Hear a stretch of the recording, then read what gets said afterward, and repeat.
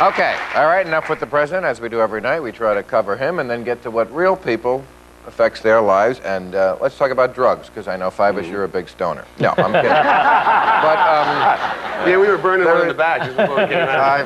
The only drug I ever had was Pepsi-Cola. And that's a hot one. Oh, terrible. That gets me going, you know that? Oh, it's a jolt, no question. I drink one of those.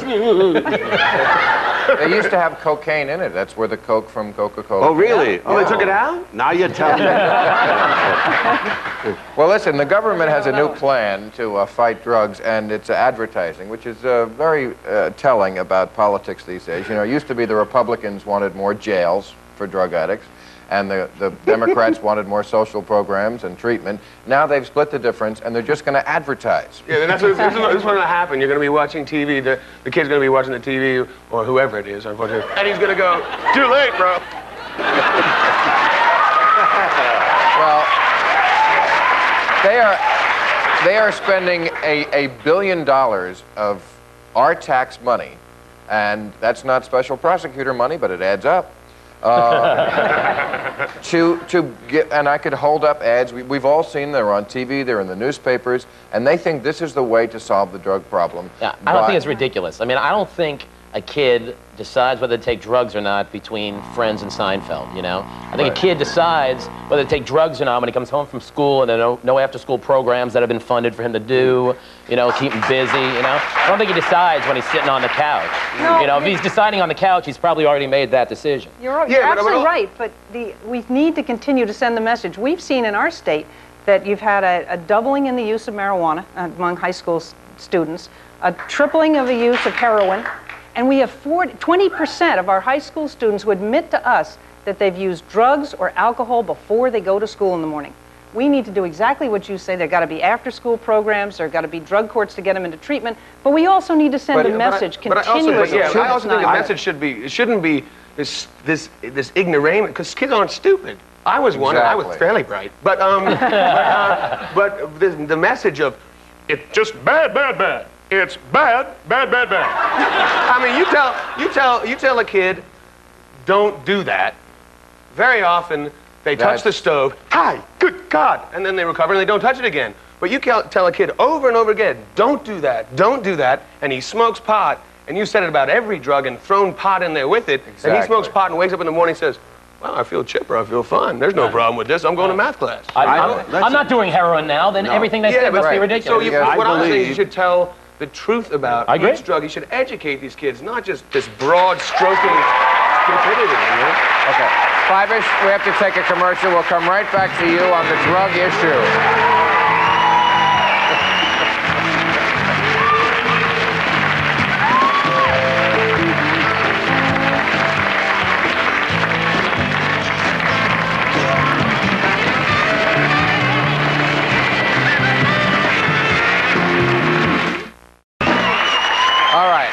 We're talking about the new drug ads. Five-ish. Yes, sir. I must say this in all sincerity, that they said the $1 billion through the years. I think it's a wonderful investment. If anybody can save a life is worth more than all the money in the world. We're not arguing about whether saving a life is good. We're arguing about whether this is the right method to save the life. Absolutely, it is. In my opinion, it is. A drug ad, really? The approach of including... Dave's point, I think, is very good. It really depends on how you do it. Yeah, if you say to a kid, you know, heroin and pot are the same thing, it's like, are you out of your mind? No, you don't do that. You do it intelligently, and you use peers. I mean, we have a wonderful ad on smoking where we have billboard, where we have a picture of a camel on one side and a kid smoking on the other. And we said, one of these two has yellow teeth, kinky hair, and funky breath. The other's a kid smoking. You know, it catches their attention. And they look at the camel's face and the kid. And they do the trick, too, sometimes. But they don't do the trick because kids can smell being marketed to like a rat in a wall. Exactly. That's exactly what I think. And also, his point is very well taken. The very title, Partnership for a Drug-Free America. It's not going to happen. There's a lot of drugs. It's not going to happen. You got to hope. Here's another idea. You take the money, like all that $1 billion, you take it, and then you have kids who don't have jobs during the summer, and then you take them and you put them to work in rehab centers where they can see really what happens to people who take drugs. And then you can also... And they're getting paid and they're seeing. But then you can also take them and show them some of the great people, that have influenced generations and have made wonderful art and done wonderful things politically and scientifically, who smoked pot, and let them know that it's not going to, if they have a view, if they have a perspective, if we give them a perspective on things and don't. I disagree with that. I have to say that disagree you can't wholeheartedly. send that mixed message to kids. I mean, they're going to do it. Just say no thing is like it doesn't fly with kids. You got to say no we're doing as better strong when as we you at least were can. doing that.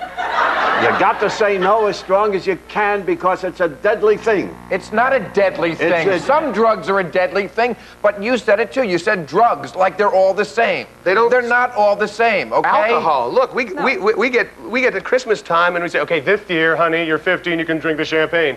And this thing kills more people in America than all the other drugs combined. Yeah. You're right about that, but when you got 80% of the people in your prisons there because they committed a crime while on drugs or committed a crime to get drugs. Or committed the crime of using drugs. What drugs were they on? We're talking about heroin and crack. I mean, what we've done in our state is we've instituted drug courts, and we take first-time minor offenders for drug use, and we put them in rehab. We don't put them in prison, we put them in rehab. We try to work with them. Right. We try to get them off. We try to redirect particularly young people. Great.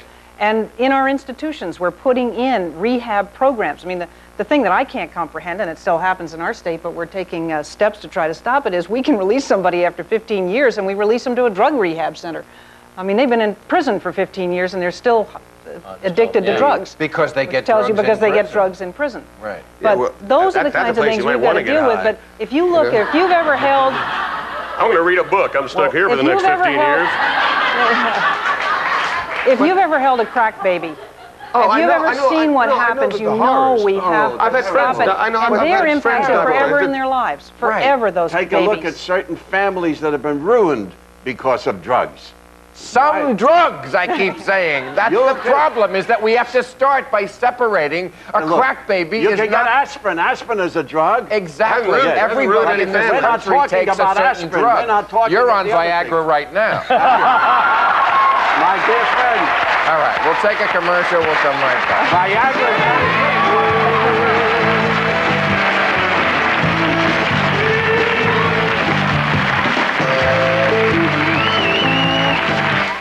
The Joke Man Martling and Celeste Gregg. All right, we got about 3 minutes left. I want to bring up the subject of the unknown soldier. I'm sure you followed the story this summer. What happened, there was a guy buried, Lieutenant Michael Blassie, in the tomb of the unknown from Vietnam. And for years, they didn't know who was there. It's the tomb of the unknown. Well, then evidence came out, and his family said, look, I think it's Lieutenant Michael Blassie. They won the right to dig him up, to run DNA tests, to find out if it came out of Clinton's penis. Kidding. No. Okay, so on the tomb, excuse me, Governor, on the tomb of the unknown. You're in a good mood today. Yes, I am. It's the Viagra. On the tomb of the unknown hangs a Medal of Honor, because it's the tomb of the unknown. Now that they have found out who it is, the family of Lieutenant Michael Blassie wants the Medal of Honor to follow him, even though they dug him up and found out who it was. To me, this is preposterous and wanting it both ways. Was there anyone else there, or was just him? He was just alone? him. He represented Vietnam. All of Vietnam. So you're saying that he shouldn't have the medal? Of course not. So the mere fact that he got blown up beyond recognition for his country wasn't quite enough to get the medal? Well, then we'd have to give the Medal of Honor to 58,000 guys. So what? That's okay. I give it to them. We can't take this instance where he was the unknown soldier? Do you know what a terrible battle that was in Vietnam? Yeah, Everyone deserves a medal that ever went in there. Right on. I'll give my husband a couple. But I think also, I mean, I understand what you're saying about if they wanted to take him away, that's, maybe they could have added a little something to it, like but his the name. medal wasn't given to him No, I based on understand, his but it was conduct given in to Vietnam. He was representative of everybody. The same thing. The fact that it was found out who he was is wonderful, but I think it's also, it's great. But I think for this one instance where he was the unknown soldier and he was blown to bits for his country, we can't see clear for this one instance to leave him with this medal? The Medal of Honor goes to those who are deserving of what they call uncommon valor. And you find out he was a bad guy or something? No. But does everyone They can look into his record and determine whether he deserves to get it based on his conduct in Vietnam. I mean, it's nothing But he worse than already got it losing 'cause a he was child. I unknown. feel badly for his parents, but He already got it. He this was was unknown for a while. representative. He didn't get it. But okay, if The his, Vietnam if his veterans spirit who or were ghost is killed, around there, the boy, I'm MIA bummed out. The spirit of it is just The so wild. It's so- mean-spirited. it's got- to yeah, me. it's It's so- not terrible mean-spirited. thing. It is saying there are certain levels. Yes, anyone who fights for their country deserves the highest praise. So if you're the But unknown there is a soldier, yes. level But if you're above- Michael Blassie, give me that thing back. Well, what about the all other the other people who... soldiers who served. I mean, But my he still husband served. represents He's the got a unknown couple of soldier medals, because he but was none of those. unknown. That's what he was. Well, I don't know. The unknown soldier. Well, Dave, you can support Hitler and get out here. What Yeah, exactly. But